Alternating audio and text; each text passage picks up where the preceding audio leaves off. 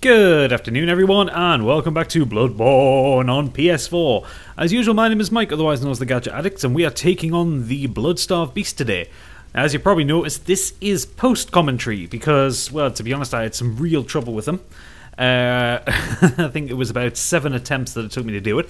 In this case, I'm taking in the NPC summon Alfred. If you remember, we spoke to Alfred up in Cathedral Ward and we agreed to co-op with him. And then while I was waiting there just to see if any other players would come in, because I was sick of doing this fight, he decided to go up and kill these things that are hiding in the bushes.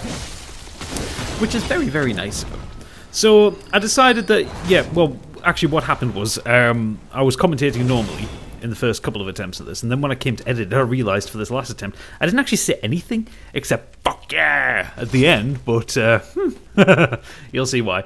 Right, okay, so I'll try and give some proper analysis and tactics on this one. The Bloodstarved Beast is an absolute bastard. I mean, he's not as bad as Father Gascoigne. I'll give him that, but it's just because he's so bloody powerful. He's got a couple of combos that can just one-shot you, or at least can one-shot me. If I was a bit stronger, I probably would survive. But the reason why I took in Alfred was basically to split his attention. Now you see, Alfred has the Kirk hammer and he hits really fucking hard. So that's a look at this, boom, splat. Now you can. What I found out when I was trying a couple of my solo attempts on this, you can parry the Bloodstarved Beast in his first phase. So he's got two phases. And I'll point out when the second phase starts, but he gets incredibly aggressive in the second phase. And in previous attempts when I brought Alfred with me, the beast had ended up actually killing him.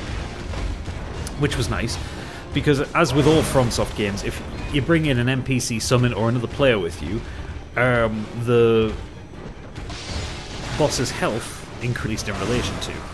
I was throwing a pungent blood cocktail there to try and focus it, because he's a beast, he will go for that and he'll focus his attention on it. Unfortunately, he was too busy trying to kill Alfred. So, right there, that is the signifier. So he's about to enter a second phase now. So that first screen that he did there means that he's going to get a lot more aggressive. And you can already see he's faster. His attacks can now inflict poison on you. There you go, I've got slow poisoning.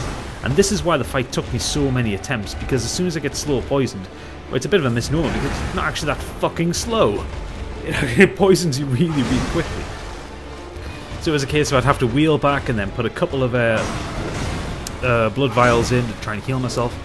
But doing this attempt, doing my charge attacks really helped, because while he was busy dealing with Alfred, I could get in either behind him or to the side of him, and I could put in a whacking great big attack, which meant basically doing a co-op made it. The two-player experience made it a lot better. You see that big combo there, and I'm already down to around about half health. Had to use an antidote. Oh god! If you run out of antidotes instantly, I'll show you this. I do actually show you this at the end of the video.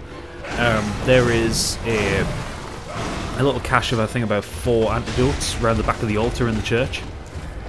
Look at that combo! He's so powerful and he's so fast. Now he screams here. Now when he does that, you want to back the fuck off.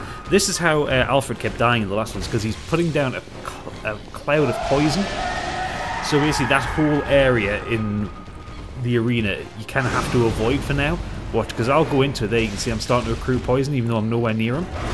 So you need to avoid where he does the screams. After he does his first scream, when he does his second, third, fourth, however, you need to just avoid where he was when he did it, because you will just get poisoned and you can't see the poison. It's not like the stuff that's on his back that poisons you that way. I think I almost died again. It's not like the stuff that he's sprouting out at the minute, which can poison you. You know, you can see that, but he just leaves a cloud of like invisible poison. It just gets really fucking irritating.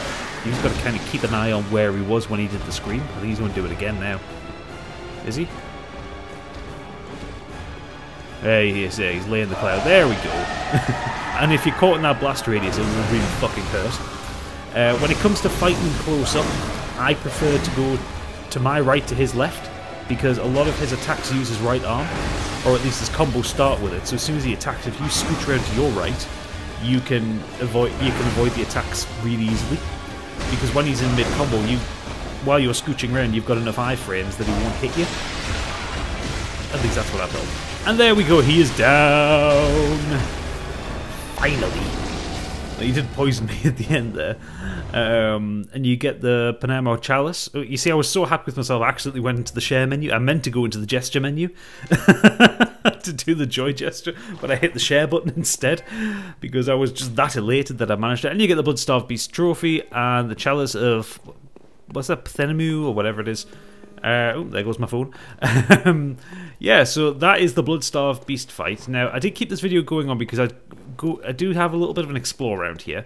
There isn't much. The only item in here, bar the lamp, is the antidotes, like I said. So you come around the back of here, and you get 3 antidotes, which is helpful if he's constantly poisoning you. I don't know why I did that, because there's no more enemies in here, and I was going to go back to Hunter's Dream anyway, which would heal me. I think I was just looking at that weird fucking statue. There's lots of weird statues in Old Yharnam. It's a really just fucked up and fucking weird place. Right, okay, so we hit the lamp, and then we end up going back to Hunter's Dream. In Hunter's Dream, I wanted to speak to Gehrman. I was going to talk to her first, but I went to Gehrman because we picked up this chalice, which is used to get into the chalice dungeons, the new feature that they put in. And the dialogue that he gave wasn't that helpful, because actually what he was talking about was where to find the chalice, which isn't really helpful to us now because we've already fucking found it. Basically, he's telling you to go down to Old Yharnam and find the chalice. And we've already done that. So, yeah, it was largely a pointless endeavour speaking to him. Although it does give you a bit of lore. Obviously, leave the subtitles on there if you want to read it while I'm waffling on over the top of it. Yeah, the Valley Hamlet. So that's Old Yharnam. Yet the town is in disarray. But yeah, so that chalice will allow you to do, I think it's the chalice ritual, which will get you into the chalice dungeons, which are the procedurally generated dungeons that you can crawl through for excellent loot and for grinding, and that are unique to everybody, which is the cool thing about them. You know, you play it and I play it, we'll have different experiences. And I don't know for sure, I think you can actually share them as well. So I think, you know, I can share my chalice dungeons with you, and you can share them with me, yada yada. I'll have a look into that. On my travels through Old Yharnam, I found quite a lot of blood gems. So I'm just upgrading my source spear here. I wanted physical attack up. Is that what I chose? I think I chose physical attack up, yeah, because plus 1.4%. I could have done charge attack, but I'm not that good at doing the charge attacks yet, because I'm still learning like where enemies will hear me from. And then I fortified my oh yeah, repaired it, and I fortified my gun. And then I just did a little bit of leveling up and shopping, so I'm going to leave this here for now. So, but I hope you enjoyed this. I hope you found it informative at the very least if you're attempting to take on the Bloodstarved Beast. Remember, just dodge round to his right. His first scream lets you know that he's going to get a lot more aggressive, and any scream after that means he's laying a lot of poison down, so you want to get the fuck out the way. But if you enjoyed this, please do leave a like and subscribe. Let me know what you thought in the comments, and come back for the next episode of Bloodborne, which will be coming tomorrow. But thank you for watching. Good night.